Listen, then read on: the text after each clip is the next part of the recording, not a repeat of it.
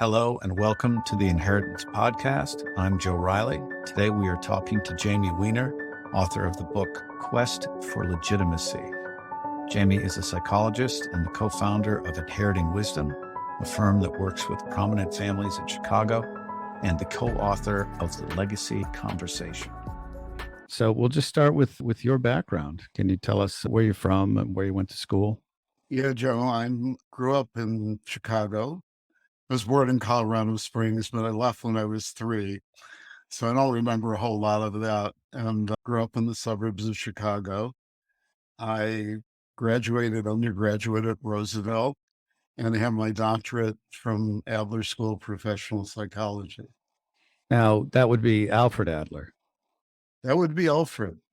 Now, were you very much influenced? Do you consider yourself an Adlerian?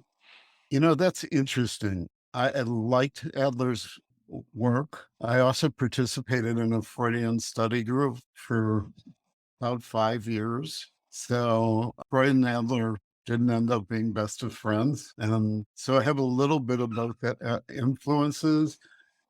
Adler is very practical. It's much more about one's connection and hunger for connection to the world and to others. I think maybe I got a whiff of the inferiority complex, especially in the background of your book. Yeah, it's there. Thanks for pulling that out because somebody would have to know a little bit to understand that. Big, big part of Adler's thinking. I think in the book, it comes through in the whole idea of whether one measures up, whether one feels that one is enough. And in the book, it's specifically related to rising gen who are on a quest to be able to find who they are from the world that they were brought up in. Did you want to become an analyst? Does Adler have the same root as Freudian analysis? At the time when I was studying Freudian thought and Adlerian thought, the whole field of psychology kind of made a shift, kind of dictated by what was going on in the health insurance industry. And I don't think that was Freud's problem. I don't think he was worried about reimbursements. And as a result, a lot of his clientele came from high net worth families. And it was sort of even part of the culture to go and get analyzed. And I didn't take the time to see if that culture still exists. And having done things like work at Cook County Jail, hard to do analysis in Cook County Jail. What were you doing there? A lot of people don't realize that Cook County Jail has the largest psychiatric hospital on a single site anywhere in the world. So there was a residential treatment unit that had 400 detainees. The jail is 80,000 detainees. And I developed a structured written model of support for the detainees in the psychiatric portion of the jail and trained the staff. So I had 30 groups a week going on in the middle of this very strange place. And how long were you there? 4.5 years. And what was your takeaway from working with those kind of clients? You know, Joe, it's interesting because they too are on a quest. There's research that shows that about a third of them are going to use the tools you give them to become more sociopathic or psychopathic. But there are clearly another part of the population that would really like to figure out how to change their lives. And the last session of the group was basically pointing out that they'd been in jail and asked them whether they wanted to do something to change their lives so they wouldn't spend their lives in jail. I left after 4.5 years because it was a very hard place to be and it had a lot of impact on me. And I wanted to be in a different space. And ironically went from there to working with high net worth families. You said that their self-understanding, and for some of them, made it actually worse. Yeah. So it's not talked about as much anymore, but at the time I was there was a lot of research on psychopaths or sociopaths or ones who can do it in a much more culturally accepted way. And because of the injuries that they've experienced in their lives and whatever other reasons, because it gets pretty complicated, they tend to absorb what they learn. And because their distrust of other human beings is so powerful that they use it to be able to manipulate the world rather than to change themselves. How prevalent do you think psychopathology is in the larger population? Because you've seen it up close.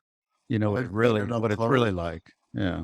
We could get into a conversation about how prevalent it is among high net worth families or, and politicians, or I'm not sure we want to go there. I think it's clearly to some degree an element of the larger society. I couldn't give you a number on it. The reason I ask is it's such a pop psychology topic. Certainly online, folks are always speculating, but I think their conception of it is a much lighter weight version of what it actually is, which is very disturbing. Yeah, I think that's a great point because I think a lot of things, including depression, the cultural view of what depression is not the same as what, if you get deep into what depression's about. And I know for a period of my life, I worked at the University of Chicago Hospital, and it was clear that there were fads in psychiatric hospitals for, oh, we're doing schizophrenia now. So oh yeah, that's a schizophrenic. And then it was sort of, oh, you have some kind of bipolar or a manic disorder or and I think there's been some work to try and sort that out. For my purpose, when I began working with high net worth family, it was a valuable lesson to take a look at the level of trust people have and how stuck people get when they don't have a level of trust, and how hard that is for the rising gen on their quest if they don't trust anybody in the world. So you think the popular conception of depression is wrong? So the current statistics about college students have about a third of those in college seeking mental health treatment. And college is struggling to meet that need. And it's a hard distinction because I think what's lost is the notion that having, as I talk about in the book, having breaking moments in your life and periods of liminality where you feel betwixt and between and you're struggling to sort out who you are. I think that's normal. I think it's can be growth inducing. I think it can set one on a path, which I refer to as the quest, that could have a very positive outcome in terms of struggling to figure out agency in your life, which may not mean you don't want to get therapy or talk to somebody or have a coach or work with a group of, other people in the same struggle. It just means that it's not what I would call clinical depression. And so, what other influences have you had in your life outside of Adler? Were you a reader of Jung or Steckel or any of the other Freudians? Yeah, a little bit. The practicality of what I needed to know to do the kind of work I was doing sometimes differed with immersing myself in that world of thought because at the time I was coming up as a psychologist, behaviorism was the dominant force. It evolved into, thinking about cognition as well. And psychology, when it came to the States, and Bruno Benelheim did an excellent book on it, kind of turned into a medical model so that we began to think about psychology not as a tool for self-discovery, but as a medical disease that we needed to sort out. Did you study any family systems therapy? I've read some family systems therapy. I'm not taken a deep dive. Bowen is kind of the popular theorist and those working with high net worth families. And I think it's very valuable. A lot of the work I've done has been the result of personal experiences and learning from the personal experiences that my wife has had and I've had. Do you think there's a tension between psychology and family systems, and that one is more focused on the individual and one is more focused on the family? Does that make sense? Joe, that makes so much sense to me. I've thought about actually writing an article on it because, and it's really relevant when you think about Rising Gen, because Rising Gen, if you think about them only in the context of family systems theory, sort of suggests it sort of minimizes the individual struggle that they have. And I learned to do the work that I've done in my life originally sitting in consulting rooms with an individual. And some people have written about the family systems that we've internalized. But my view is always about the individual needs to sort out and figure out who they are to know themselves. And even in the book, you can feel underneath the surface of the stories told in the quest for legitimacy, there's a real pull on the individual struggle to sort out who you are, and maybe the need to relate to others about it who have similar experiences. But it's a private journey. How did you start working with wealthy clients? So it's all my wife's fault. My wife came from Carolyn. Came from a family business. Her parents passed 35 days from each other. It is almost like they had an unwritten deal, and then nobody was going to hang around too long afterwards. Her father had built a national business in the frozen food industry. There had been a generation before that had a different business. And when that business broke up, people stopped talking to each other. They didn't go to each other's funerals. And it really started with the personal desire to make sure that didn't happen in our family. I'm a stepfather, but they're my family at this point. And all of a sudden, it really occurred to us that this was common, that we weren't alone. And given our backgrounds, she's a psychologist as well. We've created Inheriting Wisdom and began to work with families on all the stuff that goes on behind the money. You shifted gears pretty dramatically from Cook County to working with family business clients. What was that shift like? So the way I usually talk about this is that Cook County Jail gave me an opportunity to see human nature in the raw. That it's not very sophisticated. It's not very well defended. And it may become somewhat defended because lawyers tell their clients not to talk to anybody about what's going on inside. But if they talk about what's going on inside, it's kind of out in the open. In the world of working with family businesses and family enterprises, there's a degree of sophistication. There's a better level of defenses, and particularly for the giants who kind of establish great success, it's easy to get lost in them being giants and not see behind to see the mortality, the humanness of their experience. And in many cases, in order to get accomplish what they've accomplished, they've had to organize themselves in a way and use some Yiddish word, chutzpah, to make stuff happen. Ironically, when you're in the jail, some of the detainees, they develop weapons out of nothing. I mean, they do some amazingly innovative stuff. They just don't know how to organize it in a way that is productive or useful, and may not have the values either, which is a whole different discussion. You think that's a big part of why they end up in prison? Yeah, well, very complicated because that's part of why they end up in prison. The other thing is clearly 70 to 80% of the population is African American or Hispanic. So there's a real cultural portion to why them as opposed to white kids who get in trouble. And I mean, I know attorneys who have exclusive practices helping affluent families avoid legal issues and avoid getting put in jail and avoid the consequences, or at least modify how the consequences are get handled that would keep out of the jail. Your first book was The Legacy Conversation. What can you tell us about the message of that book? So that book was written by Carolyn and I. Here's a very simple message.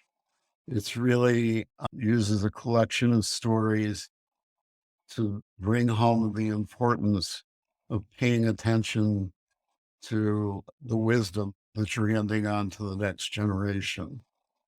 And I know a lot of people talking about it in terms of mission statements and value statements.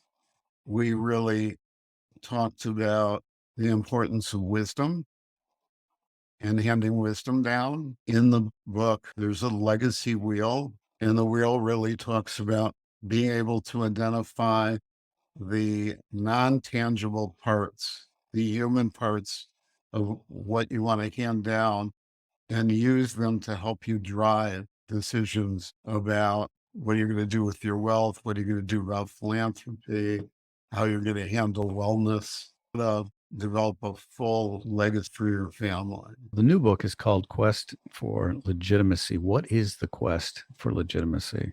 So the quest for legitimacy was written based upon qualitative research study. We interviewed 24 rising Gen family members from around the globe twice, once before COVID, once after COVID. We didn't plan COVID, it just happened. But we were curious about what changed. We would have done a second interview in either case. And the question we asked was, as at the beginning of every interview, is what is it like growing up in the land of giants? We weren't surprised. Some other people are surprised that nobody turned to us and said, giants, what are you talking about? They immediately understood what we were talking about. They knew who the giants were in their lives. To quote one woman, she said, I have many giants in my life. And when I think about it, it's all about achievements. And what she really was referring to was the idea that she grew up in a world where achievements were pretty high. And at this point, third and fourth generation of extremely high achievements of a company that started in a basement and had become international. And what we discovered as part of the research is that there was a path, that there was a quest that had four phases, starting with awareness, that moment when people began to notice there's something different about my life.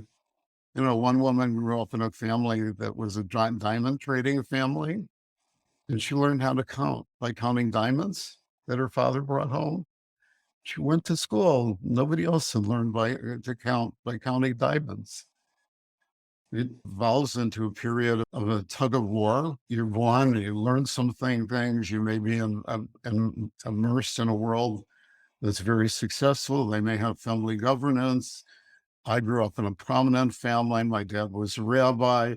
You know, the world that I was walking into when I left the home and the world that I was brought up in when I was growing up were two worlds. And I would come home with new stuff when I was young, and everybody go, "Oh, how cute!" And then I would come home with new stuff when I was a little older, and they'd go, "Oh my God, where'd you get that?" Careful, right? Because they wouldn't feel so good about it. Evolves into a period of exploration. It's really when we move a little bit more away from family and have them internalized. And we begin to sort out what we know about the world as we begin to form a sense of self and move into the final phase where we take power of our life and feel that we have agency in the world. And that's the quest. What what exactly is the land of the giants? If you want to expand a little bit on that metaphor, is that something that you're always going to live in, or is it something you have to leave, or is it you leave and come back? How does that work in the mind of the rising gen? The land of the giants is a world that somebody's born into. although we interviewed people where the parent became a giant during the course of their lifetime, we interviewed Henry Kaiser. His grandfather built Kaiser Industries. So what at one point, one of the wealthiest families in the world. So his father took over that business. Grandfather helped build the Hoover Dam, was a significant figure, probably at the level of Henry Ford and others. And he lived his life feeling that everybody was giving him the message that he should prepare for something because of the giant, and went off to private school, was about to get married, and found out that his grandfather wouldn't come to the wedding because he was too ill, and met him at Kaiser Center, hoping that grandfather would give the blessing for him to have a role in Kaiser Industries. And like many families, the conversation never evolved. And he left, not sure where he fit in that world, but also beginning to realize that he didn't really know his grandfather who had been his hero, and his grandfather didn't know him. And with some sadness that never happened because of how powerful an image the grandfather created for him. What was his journey like after that? Had an interesting journey. He went off to the Navy for a while. He did eventually find a role within Kaiser Industries. At first, his father didn't want him to be in Kaiser Industries, but then invited him in. And in that particular family, the wealth never made it to the third generation. It's an interesting account of how quickly wealth can disappear. What remained of Kaiser Industries is Kaiser Permanente, which funded by the foundation. And he really struggled to sort out what he was going to do and who he was going to be, and tried, and 75 years old at this point. So he's reflecting back on growing up on the land of giants, and he's still kind of trying to find his place in the world, take agency for his life. So, what is the experience of these inheritors like? How do they find their way? It's an absolutely challenging thing to think about. You know, at one point in culture, there were clear rites of passage. Some of them were not so pleasant, could involve adult circumcision. I'm not sure anybody would vote for that at this point.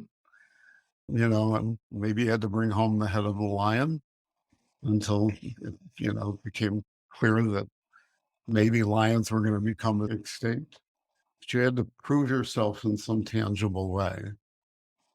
I don't believe in our culture that getting married, going off to college, a lot of the things that we would assume might be rites of passage truly are markers.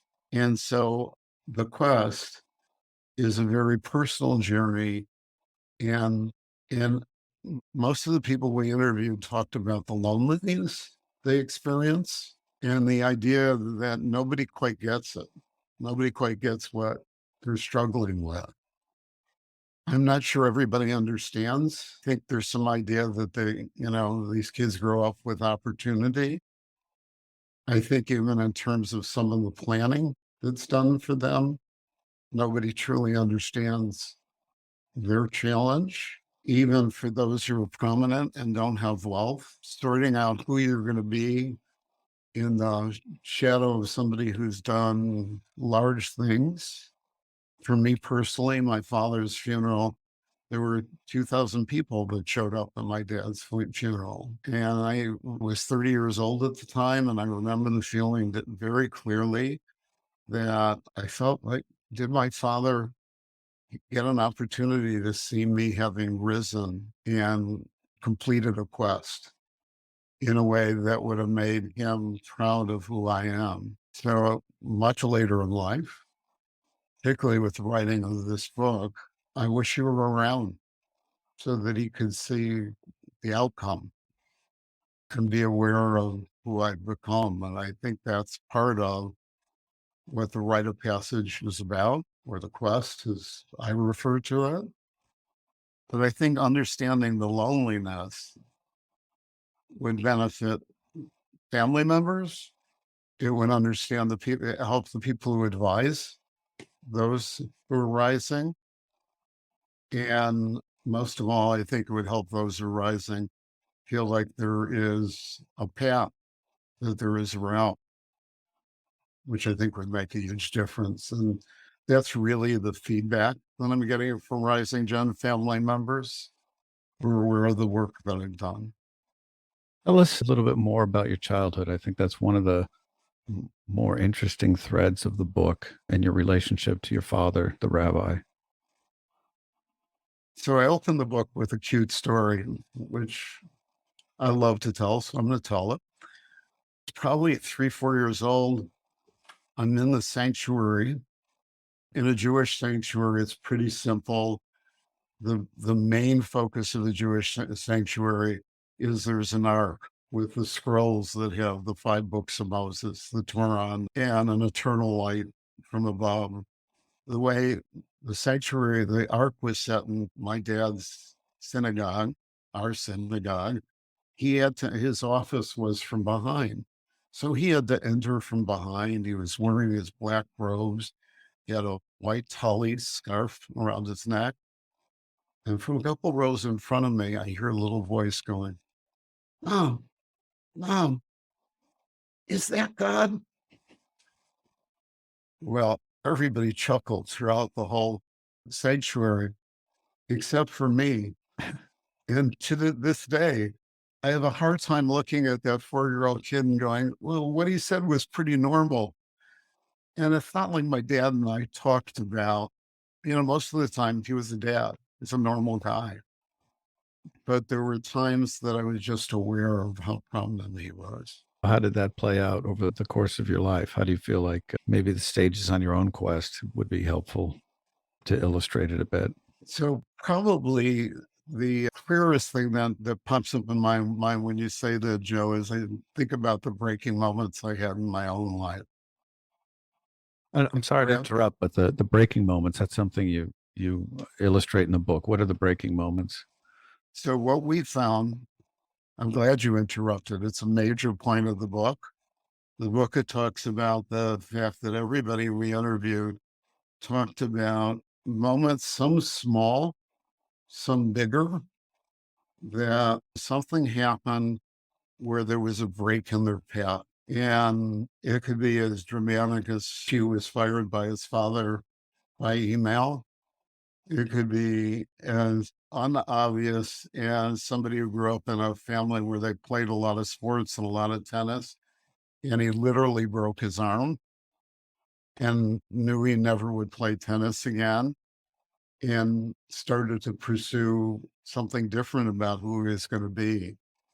And became a musician, got into surfing from Costa Rica, but it just changed. And it altered the relationship between him and his parents as well. And so when I think about my own life, I think about those kinds of moments. And, I got divorced, was a breaking moment. But even early on, when I was in high school, and I gravitated to the theater. And I think the idea of being able to get on stage and act was my way of trying to find my own pulpit. And so it wasn't a clear break. It wasn't like something happened, other than I felt very awkward when I started high school, and like I didn't fit, which was some of my awareness of being different. But even my father's death when I was 30 years old and about to go back to graduate school was just a moment that threw me into a period of liminality, of feeling betwixt and between, and of struggling to sort out who I am. There was a great expression in the book. It was a burst of legitimacy. Is that what that is? Yeah, it's certainly the seed for a burst of legitimacy, right? Right. So what is that? What is a burst of legitimacy? It's a period where you recognize that in spite of what's happened to you, what you're doing is your own beginning of feeling like you can walk in the land of the giants. And what is that like? What is it? Could you give an example? Yeah, I think my life is a good example because I think I alternated between feeling like I wasn't enough and then would do something. Even the group that I created for Cook County Jail and having 30 groups in a very difficult situation work, that was an accomplishment. And it changed a part of what was going on for a lot of people. And so for a moment, I had this burst of feeling that I was doing something significant and legitimate. I did a videotape of one of the groups that was presented at American Psychological Association. And it was so easy to dip from feeling successful to feeling like I was struggling again. And the book is filled with stories of people who have similar kinds of experience. So this is most certainly describes not just life in a wealthy family, but the human condition in general. But most folks have to go through this quest, individuation or becoming an adult. So what is the difference when significant money is involved? So I'm really clear that there's something that applies to everybody in the idea of the quest. The research I did focused those who grew up with prominence, many who grew up with wealth. First of all, there are a lot of institutions connected to growing up in that kind of world. There are a lot of people making plans for you about how wealth is going to get transferred, how business is going to get transferred, about whether you're prepared or not prepared. In fact, there are tons of programs designed by firms helping prepare the rising gen. And there's a preoccupation with making sure that the goose that laid the golden egg doesn't get broken, doesn't get destroyed. And I'm not suggesting it should get destroyed, but I am recognizing that if you grow up in a world like that, if you grow up in a world where you have a parent as a clergyman, if you grow up in a world where you have a prominent lawyer as a parent, that there's unverbalized, sometimes verbalized, a lot of times unverbalized expectations you grow up with, and that it makes feeling legitimate. And I use the word legitimate rather than successful, a different challenge. The successful can be measured in money, it can be measured in the job you're doing. One of the women we interviewed had risen the corporate ladder to a point that she could create her own jobs. And yet the image of what her grandfather accomplished sat there as a marker that impacted her parents and generation and impacted her as well, because she thought she could had some of the same magic that her grandfather had to accomplish things and do deals. So she found inspiration in the past. She had a difficult childhood because her father really struggled, but she found inspiration. That image was still there. She also, over time, began to see that her grandfather was human, made mistakes, was not a great parent, all kinds of other things that kind of complicated the image. But in terms of his ability to be an entrepreneur, and she's ended up doing leadership coaching in the family business space. So she's found a place for herself, but it was only by sorting through what she saw. And in addition to the struggle for who was she going to be professionally, it took her a while to figure out why she was struggling to have a relationship. She had to do some work to kind of sort out how to trust and how to open herself up to a relationship, and is now married and a step parent and living a pretty full life. How is what you're talking about different from what's called imposter syndrome?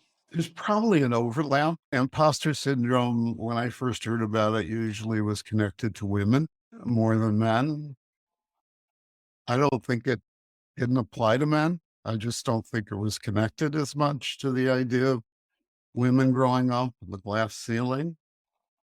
And I guess the overlay that I'm putting on it is the particular image of a giant that sits out there. That's part of why you feel like you're an imposter. What does it take to address these issues in a clinical setting? I assume this isn't something you can solve in a month or with a pill. I would love to develop that pill, but it would be very lucrative. So I play with the notion of in the book of what the word rising means.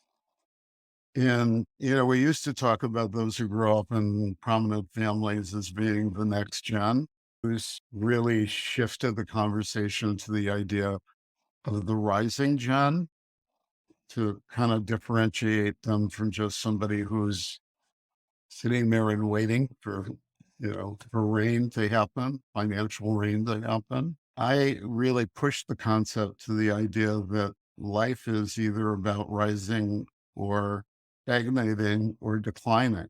And so when you begin to think that way, the biggest challenge is to break the isolation. And we're beginning to work on creating experiences for Rising Gen that I don't tie to an age period that really would help them address the quest, help them sort out where they sit in the four phases, and help them take a look at what it takes to feel like they've developed agency over their own lives and that they're able to fly independently. And that would be the same approach you would use with an individual client. Absolutely. Individual work is wonderful work. The idea of getting to spend a set amount of time with somebody where they enter kind of a different world from the rest of their daily lives provides amazing opportunities to dig deeply. The only challenge in individual work is they need to leave and enact it somehow in the outside world with who they are and what they do and how they relate to others, how they take their own quest. And so, how do they develop trust? I mean, you certainly have to develop trust and communication inside the family to avoid conflict and help them individuate. But what about with the outside world? So the issue of trust is a complicated one, and I suppose my experience with Cook County Jail made me doubt whether everybody is really capable of developing trust with the outside world, whether some people get injured enough that they can't do that. And I think being aware of that when you're working with people is crucial. I'm not saying that somebody can't do better with their lives based upon their own self-interest. The trust involves implying being able to see somebody else and have some empathy for who other human beings are. And it's something that you need to do over time. It's also not the same thing as going out and I'm going to love everybody because there's clearly some realities about what some of the basic needs that Maslow talks about of safety and other things, how those have to be in place. But the trust also opens the door to thinking of development as a lifelong challenge, as a lifelong process. And I'm really glad about that because it means that at 74 years old, I can still be developing. And I think, Joe, you probably can too, right? We all could, for sure. Because the alternative doesn't sound very good. No, no. Stagnation is not the road we want to be on. Why doesn't telling your children that they can be anything help them? Don't get me wrong, it's a great thing to do. One of the women in the book, there's a chapter on women, and I was very smart. I just tell the stories of three different women. I don't pretend that as a man, this is what you should do as women. And they do a better job of covering it. But one of the women grew up with a father who was pretty incredible at a very early age, started cleaning up in front of a factory that was involved in scientific endeavors. And he just did it voluntarily until the owner found out after a couple months and brought him in and hired him. So that's the kind of man he was. He would have dinner discussions where they would discuss literature, they would discuss Freud. And he repeatedly told his daughter, you should take a look at the life of Margaret Thatcher. You should take a look at the lives of other prominent women, because as a woman, you can do whatever you want to do. his business. He was the first one to bring Mercedes to Mexico. There's some complications with the family, fell apart and he went bankrupt. And she got to see him kind of broken, but it threw her into a period of exploration where she began to go around the globe. She wanted to hold on to the culture that she was brought up in, but she wanted to experience the world. And so she actively pursued learning about the world and has become a successful entrepreneur in her own right. And I think it's a beautiful thing to watch when you see it happen. She does some work with Rising Gen as well and has built a multiple family office. So particularly focusing on folks from Mexico and other Latin American countries. Is there anything compelling that you've learned from talking to your peers about these issues as you were working on this? I think you've been working on this for a few years now. It's about 5 years. 5 years. And my peers have made it very clear that I've asked a little bit different question than has been asked before. How so?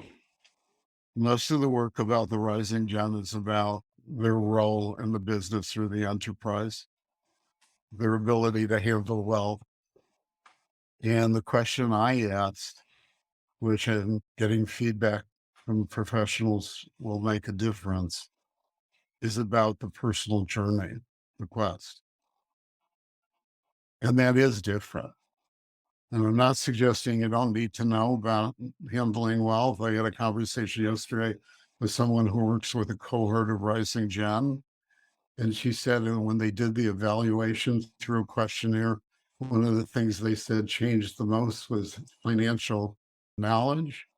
It was so strange. They never talked about financial knowledge in the course of the program and could only conclude that because the participants had changed in their sense of ownership, that they felt that they had a better understanding of what was going on. Is there any story in the book that you think really highlights this journey well? The story that's most predominant in the book is the story of Rishi. First interview we had with Rishi, we asked him about the land of giants. He started off with talking about how his parents came from two different cultures, and his father was Indian and his mother was Canadian, and about how there were two wedding ceremonies when they got married. And I think he tells that story first because I think that plays so heavily in his life. Rishi went off. He became an entrepreneur while he was going to college. He got invited back into the family business, set up a company that managed the 10 companies that his father created and did all the back end. At some point, it was time to go back to school. He went off to get advanced degrees in business, thought about theater and a few other things, but that was his choice. Came back because his father had a lot of business that was struggling. And he hadn't planned to go back to work for his father, worked with his father for a difficult year, and then went off to the World Cup. On his way back, stopped in Miami and got an email that fired him from his dad and went through a breaking moment and went through a couple of years of being betwixt and between in a period of liminality, got a position as a professor. What do you mean a period of liminality? Period of not being able to sort out who he was and what he wanted to do, how he was going to handle the relationship he had. It just kind of turned everything upside down. And he didn't talk to his parents for that 2-year period. At the end of 2 years, when he finally got hired by a university in the professor track, decided that before he took his new life on, he needed to go knock on his dad's door. And he had no idea what the response would be. And so he went through some exploration during that period. He was taking some agency and then knocking on the door. He didn't know. And his dad answered the door and within a few minutes looked at him with tears in his eyes and said, "Not common for an Indian man. I'm so glad you did this. Based upon how I've been raised, I would never have reached out." And it changed the relationship from that day on. His dad didn't give up on the idea that one day he would take over the business, or maybe one of his siblings, but it did allow them a space for him and the dad to have conversations and back and forth about how the son viewed, how Rishi viewed his dad and his dad's decisions, and how his dad could be helpful in his ideas about Rishi's path as he has left the university and now is doing much more entrepreneurial work. That was one of many, many great stories in the book. Do you think, with your long experience, and you've spent a lot of time thinking about these issues and worked with a lot of interesting individuals, do you think that individuals have one recurring puzzle to solve in their life, or is it many challenges? It could be both as I think about it. I think we have patterns, and I think the patterns start pretty early.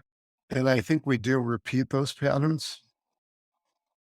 But I also think that there's a lot of flexibility in terms of our power to chart our course.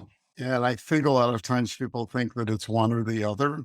And my thought, Joe, is it's the best of both, or the most difficult of both as you're beginning to sort it out. So you don't think your childhood is going to be your destiny, so to speak? Well, I can look at who I am now. I don't know about you, but I can look at who I am now, and I can see patterns that went back to the first moments of awareness that I had. Second marriage, I can see how the choice of who I've made was influenced by those patterns. But I also took the agency to make that choice and to sort it out. How do we work it out? And how do we work it out with three stepchildren coming into a marriage, and all of the complexity that modern life is about.